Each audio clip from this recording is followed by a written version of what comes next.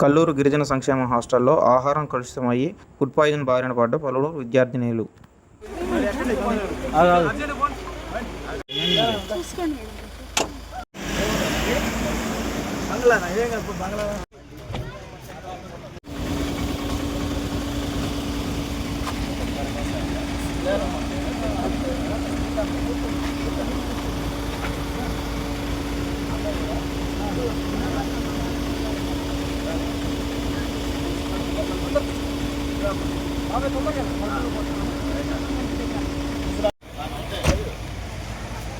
Sir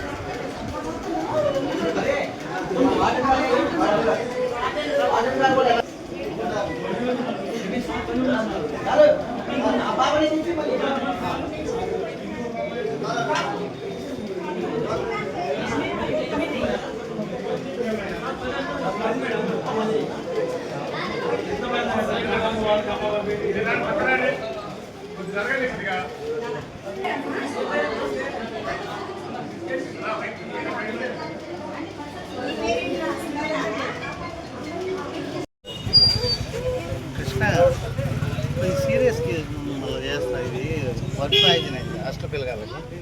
ఓకేనా doctor గారు చెప్పారు. ఇప్పుడు ఏం చెప్పలేను. ఒకసారి చేసుకుంటారు, ఒకసారి కనుక్కొని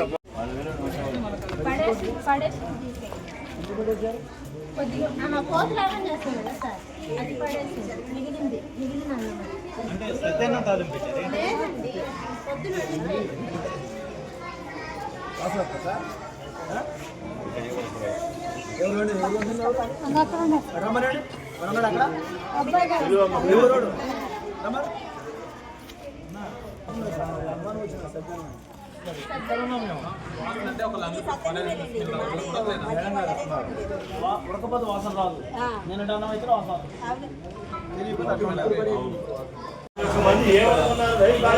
చెప్పండి. కట్టండి. నీ పిల్లలు పెట్టుకున్నా ఇంట్లో పెట్టగా గోలు ఎత్తిపోతాడా జనాలు.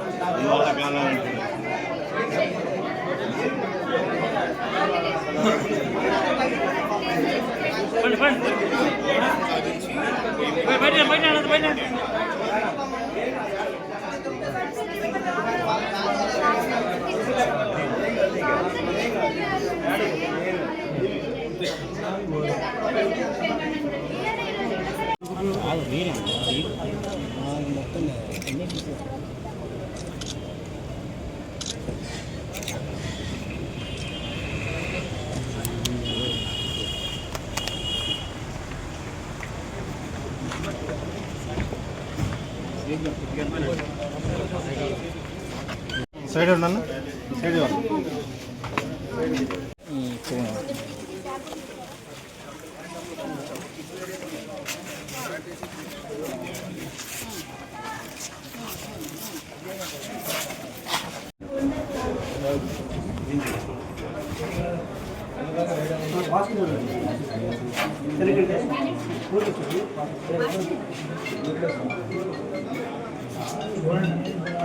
చూడొద్దు అంటున్నారా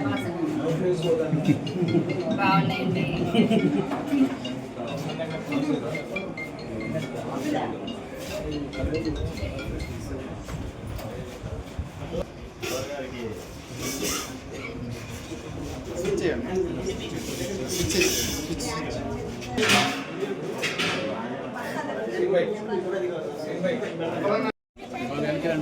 అట్లే పెట్టామా చాలా మెను ఏముంటుంది మెను ప్రకారమే ముందు వీళ్ళు తినాలా నిర్లక్ష్యం ఏంటి మనకి? మినపాలు కాబట్టి అంతమందికి పిల్లలకు ఉండదు కదా అంతగా వాళ్ళు చెప్పలేదు. జనం వస్తే పిల్లలకు తక్కువ ఉంటుంది కదా. ఏం మంచి కొట్టుకున్నారమ్మా ఒక్కరు కూడా ఇదే రాజు సార్ ఇక్కడ కూడా అన్నట్టు నేను చూసినా కదమ్మా, నేను చూసి నేను అడుగుతున్నాను. పెరిగెందుకు పెట్టట్లా మీరు? నేను సాయంత్రం చింతపండు చాలంటే దాంట్లో కలపట్టిలో అయిందని కలపతే అయింది. సరే అది వదిలేయండి. పెరుగు ఎందుకు పెట్టట్లేదు? పెరుగుందా లేదా మెనూలో? మరి ఎందుకు మంచిగా నీళ్ళ మంచిగా ఇస్తున్నారు? అది ఓన్లీ రసమే పెట్టమంటున్నారు, సాంబార్ చేయమంటున్నారు. మెనూలో అట్లే ఉందా మధ్యాహ్నం రసం అని? మధ్యాహ్నం రసం ఉంది కదా, మీరు ఒక్కసారి టేస్ట్ చేయండి. రసం కూడా మంచిగా. ఇవాళ రైస్ బాగుందండి, ఇవాళ బాగుందండి. ఎంఆర్ఓ గారు వాళ్ళు వస్తున్నారు. పొద్దున ఇన్సిడెంట్ అయినందుకు మరి రోజు ఎందుకు ఉండదు అట్లా? రాళ్ళు ఎందుకు ఉంటాయి? ఉడకకుండా ఎందుకు ఉంటుంది?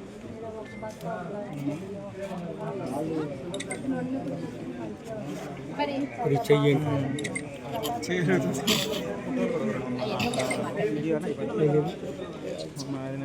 పిల్లలు బాగున్నారు. పిల్లలందరూ బాగా చూసుకుంటున్నారు. మన పిల్లలకైతే అందరు తినలే, వీళ్ళు తినలే.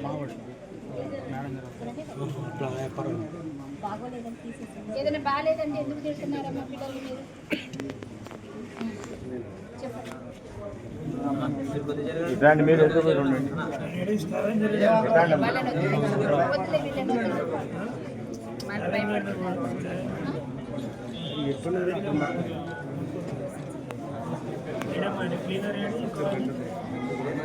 మొత్తం చూడండి మేడం, అసలు హాస్టల్ ఎంతమంది పిల్లలు ఉన్నారు, ఎంతమంది మొత్తం అటెండెన్స్ ఎంత రాస్తున్నారు, ఎంతమంది ఏం చర్య మెరుగులు వస్తున్నా, రాళ్ళు వస్తున్నా, పలుకున్నా కూడా తప్ప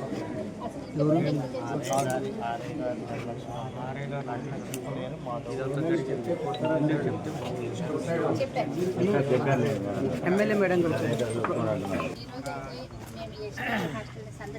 సందర్శించడం జరిగింది.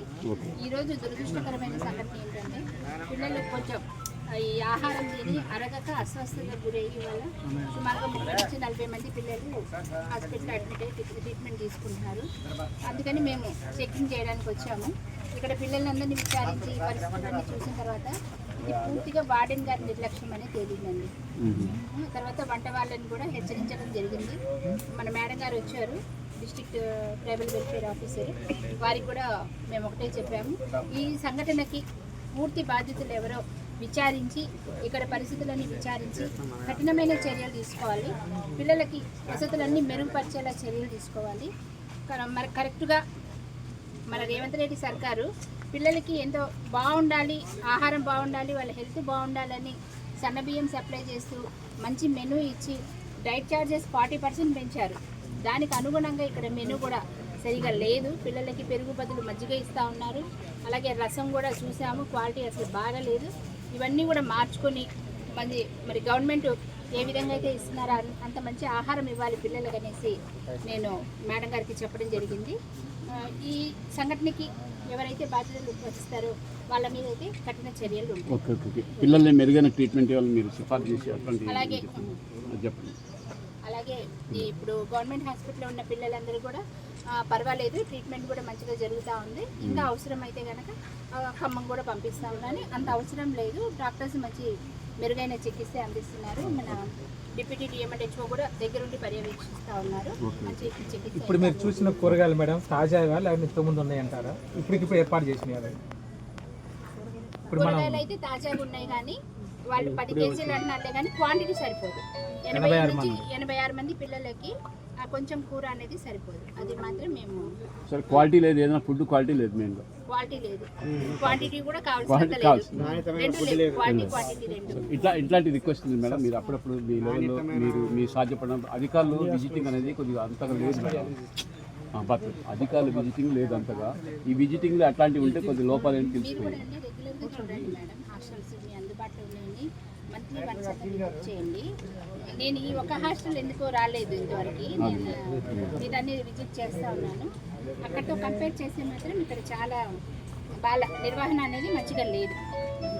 మీ స్థాయి పెద్దోళ్ళు ఒక్కసారి నిద్రపోతే హాస్టల్లో అసలు విజిట్ అనేది సమస్యలు వస్తాయి. దయచేసి ప్లీజ్ మా ప్లాన్ కూడా అదే ఉంది. అది ఒక్కసారి చూడండి. కొంచెం ఎక్కువ ప్రోగ్రామ్స్ ఉండడం వల్ల సాధ్యపడలేదు, కానీ కొద్ది పిల్లల పట్ల కొద్ది దయ ఉంచండి. ప్రతి ఒక్క హాస్టల్ విజిట్ చేస్తూనే ఉన్నాను. Thank you. అందరికీ నమస్తే. Thank you.